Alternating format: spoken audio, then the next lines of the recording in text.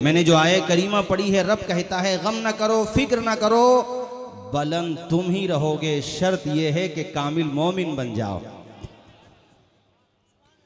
मैं ये सोच रहा था कि गिरती हुई इमारतें देखकर, मलबों का ढेर बनती हुई आबादियां देखकर, खंडरात में तब्दील होती हुई गाजा पट्टी का पूरा नक्शा देखकर शायद हमारी कौम के अंदर कुछ बेदारी आएगी। चाय खानों पे बैठ के तबसरे करने से मसले हल होते तो कब के हो गए होते। मेरे जहन में ये बात आ रही थी कि ज़रा ज़रा से बच्चों की लाशें देखकर हो सकता है हमारी मस्जिदें आबाद हो जाएं, हो सकता है हमारी कौम गहरी नींद से बेदार हो जाए। मगर अफसोस, तुमने सब कुछ देखा, नमाजियों की तादाद जैसी पहले थी वैसे ही अब है।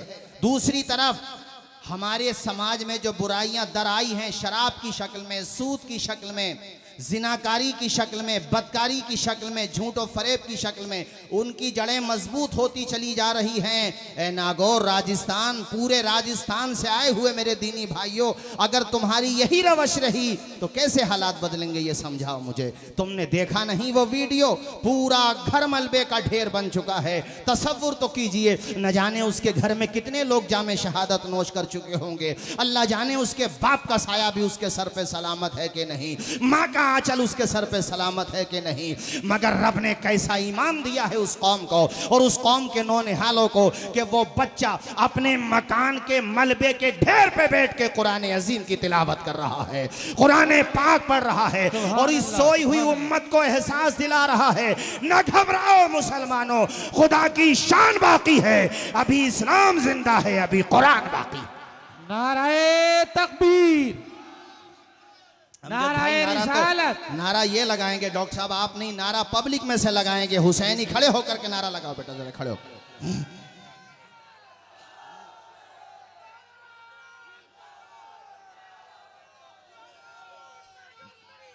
सिर्फ बेहोश करने की मेडिसिन ना हो, एसी भी हो, ऑपरेशन थिएटर भी हो, बेहतरीन डॉक्टर्स हो, लाइटिंग हो, सारी सुविधाएं अवेलेबल हो, सिर्फ बेहोश करने का जंक्शन न हो।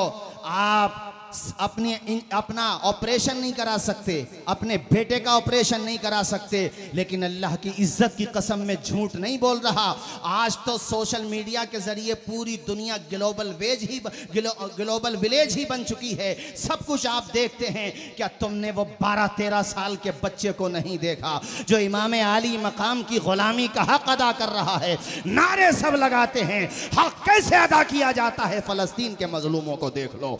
वो 11-12 साल या ज्यादा 13 साल का बच्चा ऑपरेशन थिएटर में है। अरे जंक्शन तो छोड़ो, बेहोशी का जंक्शन, वहां तो लाइटिंग भी नहीं है, ऑपरेशन थिएटर भी सलीके का नहीं रहा। जालिमों ने वहां पर अस्पतालों तक को नहीं बख्शा है। वो कैसे बदतरीन कौम है। मेरे रब ने बिल्कुल सच फरमाया, ज़ुरिबत अलैहिम ज़िल्लतु वल मस्कना। ये ऐसी कौम है जिस पे जिल्लत मुसल्लत कर दी गई है।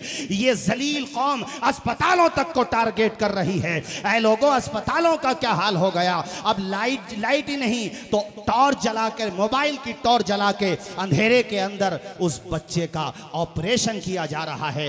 टांग फटी हुई है, टाके भरे जा रहे हैं। अरे तसव्वुर करो तो रोंगटे खड़े हो जाते हैं। मगर सलाम उन माओं को, उन कनीज़ाने ज़ैनब को, उन कनीज़ाने फातिमा को जिन्होंने गुलामाने हुसैन पैदा किए हैं। उस 13 साल के बच्चे को देखो, अल्लाह की कसम में इतना रोया, और मैं क्या हर मोमिन रोया, मोमिन के हर इंसान रोया उस जरा से बच्चे को देख के कि डॉक्टर चीड़ फाड़ कर रहा है और जनाबे वाला ऑपरेशन कर रहा है, तो वो बच्चा रो नहीं रहा है, इस जालिम दुनिया से रहम की भीख नहीं मांग रहा है, बल्कि कुरान मजीद की तिलावत कर रहा है। वक़ज़ा रब्बुका अल्ला ताबुदू इल्ला इय्याहु व बिल वालिदैनि इहसाना। ये आयत पढ़ता है, शुरू में तो आवाज में हिचकिचाहट होती है, लगता है नन्हे से बच्चे को तकलीफ हो रही है, मगर रब ने इतना सुकून दिया, फिर झूमता जा रहा है, तिलावत करता जा रहा है। डॉक्टर रो रहा है मगर वो बच्चा नहीं रो रहा है। अल्लाह अल्लाह, वो जरा सा बच्चा इमाम आली मकाम का गुलाम डंके की चोट पे दुनिया वालों को बता रहा है कि हक का पैगाम मिट नहीं सकता, हक का पैगाम मिट नहीं सकता, दीन का नाम मिट नहीं सकता, हक का पैगाम मिट नहीं सकता, दीन का नाम मिट नहीं सकता। सारी दुनिया हो एक तरफ फिर भी, सारी दुनिया हो एक तरफ फिर भी मेरा कुरान मिट नहीं। वाह वाह, सुभान अल्लाह, सुभान अल्लाह, माशा अल्लाह।